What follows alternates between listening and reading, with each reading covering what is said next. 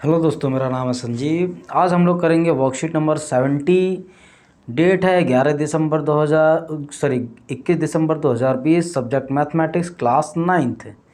ये जो दोस्तों बेस्ड होने वाला है वर्कशीट नंबर 15, 16, 17, 18 के ऊपर बेस्ड है, और जो कि chapter number 4 linear equation in two variable के ऊपर ही पूरा का पूरा ये बेस्ड होगा। ठीक है, तो आइए इसमें जो जो 1 से लेके जो 5 तक के जो क्वेश्चंस दे रखे हैं वो सभी ऑप्शन वाले क्वेश्चन दे रखा है।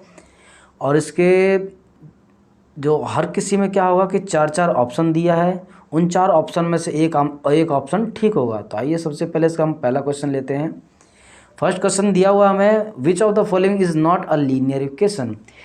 मतलब हमें लीनियर इक्वेशन कौन सा है, कौन सा नहीं है इन चारों ऑप्शन में से, वो हमें बताना। ध्यान देना, लीनियर इक्वेशन का मतलब होता है कि जिसकी पावर 1 होती है, ठीक है, और उसकी वेरिएबल भी बिल्कुल सिंगल वेरिएबल हो। ठीक है, तो उसी को कहते हैं हम लोग लीनियर इक्वेशन। तो आप इन चारों ऑप्शन में से आपको जो ऑप्शन बी है वो लीनियर इक्वेशन नहीं दिखाई देगा, क्योंकि यहाँ पे पावर 2 है। हालांकि पावर 2 यहाँ भी है, लेकिन जब इसको आप एक्सपेंड करोगे, जब x+2 को जब ओपन करोगे और जब इसको खोलोगे ना, तो इस पावर 2 से, इस वाले पावर 2 से इसके अंदर का पावर 2 कट जाएगा, तो बाद में आपको लीनियर इक्वेशन ही दिखाई देगा।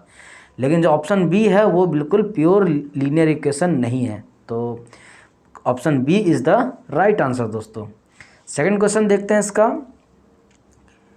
Linear equation in two variable has maximum solution. ध्यान देना कि जो भी लीनियर इक्वेशन होता है वो भी 2 वेरिएबल का। सपोज करो मैं एक इक्वेशन ले लेता हूँ 2x + 3y = 5। ये कोई नॉर्मल सा इक्वेशन ले लिया, कुछ ही मान लो। यहाँ पे आप जितनी बार x की वैल्यू रखोगे उतनी बार y की वैल्यू आपको मिलेगी।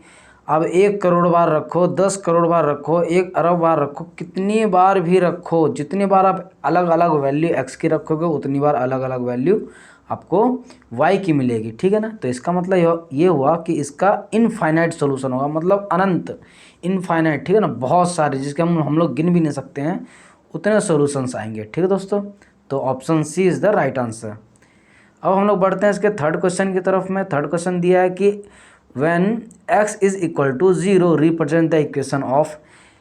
x की वैल्यू 0 कब होती है? जब भी हम कोई ग्राफ बनाते हैं, ध्यान देना, जब ग्राफ हम लोग बनाते हैं तो इस y एक्सिस के ऊपर में ही, ठीक है, इस y एक्सिस के ऊपर में ही कहीं भी, चाहे आप यहाँ पॉइंट ले लो, यहाँ पॉइंट ले लो, ठीक है, अब इस एक्सिस पे आप कहीं पे भी पॉइंट ले लो, ठीक है, इस y एक्सिस के ऊपर ही हर जगह पे x = 0 दिखाई देगा आपको। ठीक है, तो इसका जो आंसर आएगा वो आएगा ऑप्शन बी, x एक्सिस, क्योंकि y एक्सिस ही एक ऐसा एक्सिस है जो कि x = 0 दिखाता है।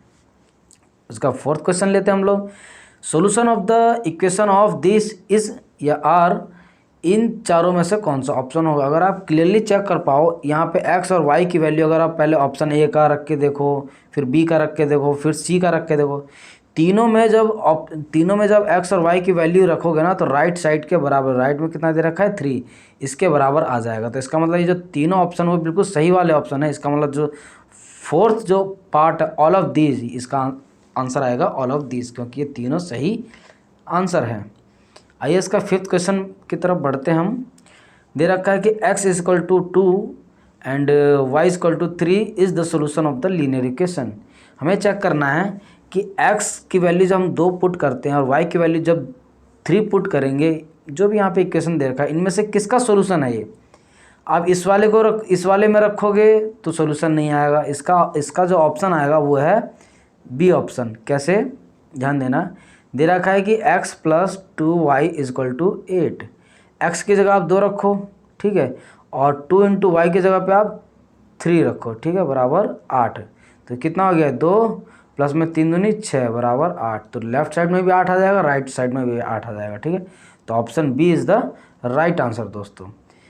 अब ध्यान देना, अब दिया हुआ हमें ऑप्शन वाले क्वेश्चन ख़त्म हो गए हुए हैं। ठीक है दोस्तों, अब देखते हैं हम लोग अपने मेन क्वेश्चन की तरफ, जो कि छठा क्वेश्चन दिया है।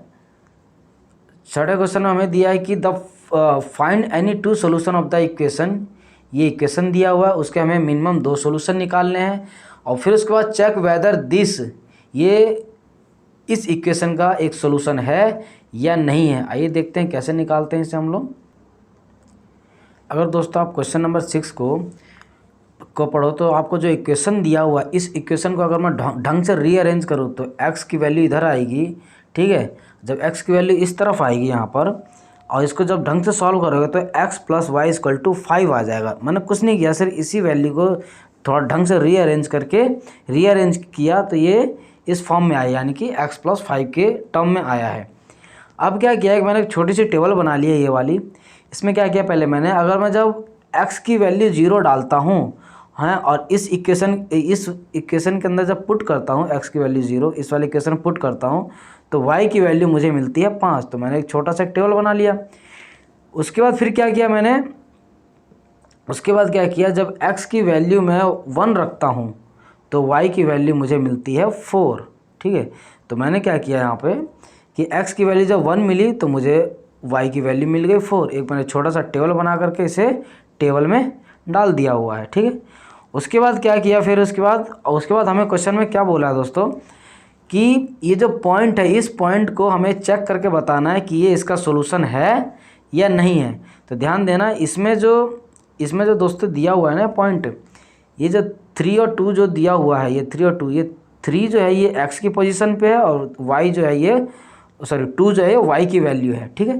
तो 3 x की वैल्यू होगी और 2 y की वैल्यू होगी। तो हमें x और y की जगह पे इस इक्वेशन के अंदर पुट कर देना। जब आप पुट करोगे यहाँ पे x की जगह 3, y की जगह 2, जब पुट करोगे तो दोनों साइड आपको 5 दिखाई देगा, ठीक है ना। तो इसका मतलब ये हुआ, जब दोनों साइड इक्वल आ गया हुआ है तो इसका मतलब ये कि ये जो पॉइंट है ये इस इक्वेशन का सोल्यूशन है। अगर वैल्यूज़ अलग अलग आती तो सोल्यूशन नहीं होता। इट मीन्स आप यहाँ पे देख सकते हैं, मैंने लिख दिया हुआ है, hence the point 3 and 2 is the solution of the given equation, ठीक है। तो इसी के साथ ये क्वेश्चन भी ख़त्म हो जाता है दोस्तों। छठा क्वेश्चन कंप्लीट हो चुका है। अब हम लोग बढ़ते हैं अपने 7वें क्वेश्चन की तरफ। If the point 5 and 2 lies on the graph of the linear equation, कह रहा है कि ये जो पॉइंट है इस लीनियर इक्वेशन के ग्राफ पे वैल्यू पुट करता है, मतलब इसका एक सोल्यूशन है। जब इसका सोल्यूशन है तो हमें इस के जो मिसिंग जो वैल्यूज़ है के, इस के की वैल्यू फाइंड करना है। तो सिंपल सा है दोस्तों, हमें यहाँ पे इन x और y की वैल्यू को क्या कर देना है, यानी कि ये 5 क्या हो जाएगा हमारा x और 2 क्या हो जाएगा हमारा y। इन वैल्यूज़ को जब पुट करते तो आइए देखते हैं कैसे करना है इसे। ये देखो दोस्तों, यहाँ पे जब इस वैल्यूज़ को आप इस इक्वेशन में पुट करोगे तो पुट करने पे आपको ये यहाँ पे x की जगह पे 5 पुट करो और y की जगह पे दोस्तों आप ये 2 पुट करो और यहाँ पे 5 पुट करो। जब ये पुट करोगे वैल्यू और इसको जब सॉल्व करोगे तो सॉल्व करने पे आप पाओगे कि k = 2 आएगा दोस्तों, ठीक है। यहाँ पे k की वैल्यू 2 आ जाएगी। तो ये क्वेश्चन भी ख़त्म हो जाता है। आइए बढ़ते हैं हम लोग अपने ये नेक्स्ट क्वेश्चन की तरफ। 8वां क्वेश्चन दोस्तों देखो क्या दिया हुआ है, draw the graph of the linear equation. ये लीनियर इक्वेशन का हमें दिया हुआ और इसका हमें ग्राफ प्लॉट करने के लिए बोला है, ठीक है। और उसके बाद बोला है कि उसी ग्राफ की हेल्प से हमें चेक करना है कि ये जो 3 और जो 2 ये जो पॉइंट है ये इसका सोल्यूशन है या नहीं है। तो आइए सबसे पहले हम लोग इसका ग्राफ प्लॉट करते हैं। ये देखो दोस्तों, ये हमें इक्वेशन दिया हुआ था, ठीक है। इस इक्वेशन का पहले हमें ग्राफ प्लॉट करना है। तो इस इक्वेशन में पहले मैंने क्या किया कि अगर मैं x की वैल्यू को अगर -3 रखता हूँ तो y की वैल्यू मेरी 2 आ जाएगी। आप सॉल्व करके देख सकते हो, ठीक है। और जब इस x की वैल्यू में जब मैं -1 रखता हूँ तो y की वैल्यू मेरी 3 आ जाती है, ठीक है। अब आप इनके अलावा कोई भी नंबर डालकर आप x की वैल्यू, ज़रूरी नहीं कि आप यही 2 डाल सकते हो, कुछ भी वैल्यू डाल सकते हो। जो वैल्यू डालोगे उसी के हिसाब से आपकी y की वैल्यू कुछ ना कुछ निकल के आ जाएगी, ठीक है। तो मैंने ये डाला हुआ है, तो आप भी चाहिए डाल सकते हो या फिर वैल्यू आप चेंज करके देख सकते हो, ठीक है। और इसको क्या करना है कि ग्राफ आप लोग क्या करो कि आप ज़्यादा बेटर होगा ग्राफ पेपर पे बनाओ या आप कॉपी पे भी थोड़ा सा स्केल और पेंसिल की हेल्प से अगर बनाओगे तो ज़्यादा एक्यूरेट बनेगा, ठीक है दोस्तों। तो मैंने हालांकि आपको समझाने के लिए सिर्फ थोड़ा ऐसे रफली बनाया हुआ है। तो आपको क्या करना है, ध्यान रखना कि यहाँ पे ये x ले लिया, ये y ले लिया। इस वैल्यूज़ को हमें जब दिखाना है तो तो -3 और 2 को जब शो करेंगे तो यहाँ आएगा, क्योंकि -3 ध्यान देना, सॉरी दोस्तों ये थोड़ा सा बाई मिस्टेक थोड़ी सी गलती हो गई, ये -3 यहाँ आएगा, ये यहाँ कहीं पॉइंट आएगा ये -3, ठीक है दोस्तों। और जो 2 आएगा वो 2 तो यहाँ सही है, बस ये पॉइंट यहाँ की जगह पे यहाँ आना चाहिए था, ठीक है। तो फिर उसके बाद क्या है, और जब ये नेक्स्ट पॉइंट जब आप शो करोगे -1 एंड 3, तो -1 यहाँ और 3 ये तो सही पॉइंट है। तो अब ये बिल्कुल कुछ इस तरह के स्ट्रेट लाइन खींचेगी, ठीक है। तो आप इस तरह से प्लॉट कर सकते हो इसको, ठीक है। उसके बाद हम लोग बढ़ते हैं, इसमें नेक्स्ट चीज़ क्या बोला गया था कि जो पॉइंट ये है x is equal to 3 and y is equal to 2, ये जो दो वैल्यू अगर आप पुट करते हो इस इक्वेशन के अंदर तो क्या वैल्यू सही आई, मतलब क्या इसका सोल्यूशन आएगा नहीं आएगा। तो जब आप वैल्यूज़ पुट करोगे तो ध्यान रखना लेफ़्ट साइड और जो है हमेशा राइट साइड के बराबर आना चाहिए। अब हम लोग पुट करने के बाद अगर आप बिल्कुल क्लियर देख सकते हो यहाँ पे, जब आप इस वैल्यूज़ को पुट करते हो x और y की वैल्यूज पुट करते हो तो लेफ़्ट साइड में 1 आता है, राइट में तो 7 था ही, तो इसका मतलब ये दोनों बराबर नहीं आया। अगर आप क्लियरली आप ग्राफ में देख के भी बता सकते हो कि x की वैल्यू जो है वो यहाँ है, ठीक है, और y की वैल्यू है 2, यानी इट मीन्स यहाँ ये यहाँ आ जाएगा, यहाँ पे इस पॉइंट पे कहीं आकर के मिलेगा, ठीक है। इस पॉइंट पे आकर कहीं ये मेट करेगा, जब यहाँ आकर के मेट करेगा ये, तो ध्यान देना ये पॉइंट इस वाले ग्राफ पे कहीं भी मैच कर रहा है, इस वाले लाइन के ऊपर कहीं मैच नहीं कर रहा, कहीं भी टच भी नहीं हो रहा है, ठीक है। जब टच नहीं होगा तो इसका मतलब कोई सोल्यूशन हो ही नहीं सकता, ठीक है दोस्तों। तो इसी के साथ ये क्वेश्चन भी ख़त्म होता है। आइए बढ़ते हम लोग नेक्स्ट क्वेश्चन की तरफ। ये देखो दोस्तों, 9th क्वेश्चन बहुत ज़्यादा इजी है, दो क्वेश्चन दे रखे हैं इसके अंदर। सिंपल है कि ये इक्वेशन माना दिया हुआ है आपको और एक ये इक्वेशन दिया हुआ, इनको बिल्कुल सिंपली तरीके से सॉल्व करना है। तो आइए कैसे करते हैं इसे हम।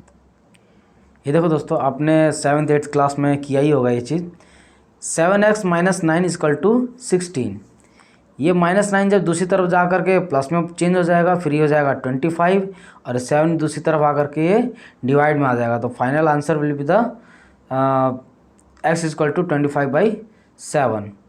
अब देखो नेक्स्ट जो क्वेश्चन हमें दिया हुआ था वो दिया हुआ है दोस्तों हमें y डिवाइडेड बाई 2 + 5/2 = -3/2, ठीक है। इसको जब आप यहाँ से इन दोनों को एलसीएम लेकर के सॉल्व करते हो तो ये हमारा ये आ जाएगा, ठीक है। इसके बाद में जब इसको और जब आगे से फर्दर सॉल्व करते हो तो इस 2 से ये 2 कट जाएगा, तो हमारे पास ऊपर बचेगा y + 5 = -3। तो ये जब दूसरी तरफ ये जाएगा तो -5 में कन्वर्ट हो जाएगा, ठीक है। ये दूसरी तरफ जाके -5 में कन्वर्ट हो जाएगा, आप देख सकते हो। उसके बाद फिर ये हमारा आंसर आएगा y = -8। तो इसी के साथ ये क्वेश्चन भी खत्म हो जाता है। ये हम लोग बढ़ते हैं नेक्स्ट क्वेश्चन की तरफ। ये देखो दोस्तों, अब इस वर्कशीट का ये लास्ट क्वेश्चन है दोस्तों, ठीक है। Sarika distribute chocolate on the occasion of the children day. Children day पे सारिका चॉकलेट बांटती है, ठीक है, बच्चों को। उसके बाद she gives 5 chocolate to each child, हर बच्चे को वो 5 चॉकलेट देती है, ठीक है। और एंड 20 चॉकलेट्स टू एडल्ट, और जो जितने भी बड़े लोग हैं उन सभी को मिला करके वो देती है 20 chocolate. If the number of the children is represented by x, अगर x जो है वो बच्चों की नंबर को रिप्रेजेंट कर रहा है, and the total distributed chocolate as y, और जो टोटल जो चॉकलेट सारिका ने जो बांटी लोगों में जो बांटी उन सभी को y प्रेजेंट कर रहा है। तो इसमें 2 क्वेश्चन दिया है, right it in the form of the linear equation in 2 variable. इसे 2 वेरिएबल के फॉर्म में जो लीनियर इक्वेशन बनेगी उससे पहले हमें लीनियर इक्वेशन फॉर्म करना है। दूसरी चीज़ दिया है कि if she has distributed 145 chocolate in total find the number of children. और दूसरी बार एज्यूम किया है कि अगर मान लो कि अगर 145 चॉकलेट अगर वो टोटल बांटती है तो बच्चों की संख्या कितनी होगी, मतलब नंबर ऑफ चिल्ड्रन, ठीक है दोस्तों। आइए निकालते हैं इसे, कैसे निकालना हमें। ये देखो दोस्तों, नंबर ऑफ चिल्ड्रन जो है उसको रिप्रेजेंट करता है x, और total chocolate represented by y, ठीक है। टोटल जो चॉकलेट है उसको रिप्रेजेंट करता है y। तो पहला क्वेश्चन क्या है, अकॉर्डिंग टू द क्वेश्चन, ध्यान देना जरा इस चीज़ को, कि 5 चॉकलेट हर बच्चे को मिलता है, यानी कि जो चॉकलेट के जो नंबर है उसको मैंने नंबर ऑफ चिल्ड्रन से मल्टीप्लाई कर दिया तो ये भी एक तरह का चॉकलेट में कन्वर्ट हो गया, और 20 चॉकलेट जो है वो एडल्ट्स में बांटे जाते हैं। और जब इन दोनों को हम लोग जोड़ देंगे तो ये भी एक y के बराबर ही आएगा, मतलब कि जो इन दोनों को जितना जो चॉकलेट बांटा है वो किसके बराबर आएगा, y के बराबर आएगा। और y क्या है कि टोटल चॉकलेट डिस्ट्रीब्यूटेड, ठीक है। अब जो इसका जो सेकंड पार्ट जो क्वेश्चन में बोला है, सेकंड पार्ट में ध्यान देना, सेकंड पार्ट में बोला कि if the total number of chocolates are 145, जो टोटल चॉकलेट उसने अगर 145, जो y की जो वैल्यू है ये अगर ये 145 हो जाती है तो बताओ ये x की वैल्यू कितनी आएगी। और x क्या हमने माना था, नंबर ऑफ चिल्ड्रन। तो ध्यान देना 5x + 20 क्या हो जाएगा, विल बी इक्वल टू 145। और ये 145 कहाँ से आया, जो इससे जो पीछे वाला जो हमने इक्वेशन देखा था वो था y, उस y की जगह पे हमने 145 रख देना है। और जब ये +20 दूसरी तरफ जाएगा तो -20 सॉल्व होकर के हो जाएगा 125 and the x will be the 25। तो x की जो वैल्यू क्या आएगी दोस्तों, फाइनली ये आ जाएगी दोस्तों, तो ये फाइनली आ जाएगी 25। ठीक है दोस्तों, आप देख सकते हो। तो यहाँ पे the total number of children are 25।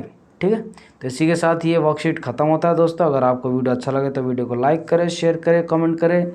और क्लास 9th और क्लास 10th की मैथमेटिक्स की वर्कशीट पाने के लिए मेरे इस चैनल को ज़रूर सब्सक्राइब करें। जय हिंद दोस्तों।